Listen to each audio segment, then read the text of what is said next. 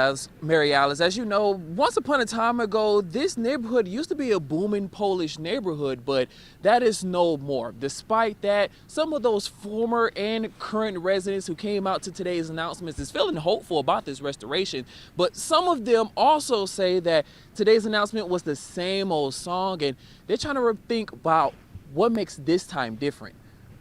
Buffalo's Central Terminal, standing tall in the middle of the Fillmore district. Some see it as an oasis in the middle of abandoned homes, cracked and dirty sidewalks, conducting a big decline to the surrounding East Side neighborhood. I remember it being butt to butt, knee to knee, and head to head. And about 2 blocks away, looking at the traffic driving by, is David Franzak. The bad days are behind us.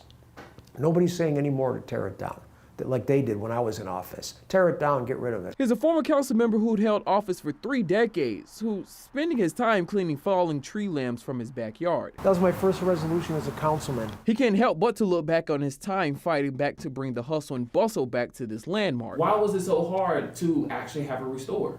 Well, Buffalo hadn't had its renaissance yet. It was still a declining city, losing population. Now we're rising population. Not to mention the constant court fights about private ownership of the building and back taxes. This will be a vibrant mixed-use campus. A press conference with the Central Terminal Restoration Corporation along with developers announced plans to restore the terminal with the help of $61 million from the state. So they're going to start restoring the terminal by first buttoning it up and stabilizing the building. But here's the thing, Buffalo residents have heard these conversations numerous of times, so they're wondering what makes this time different.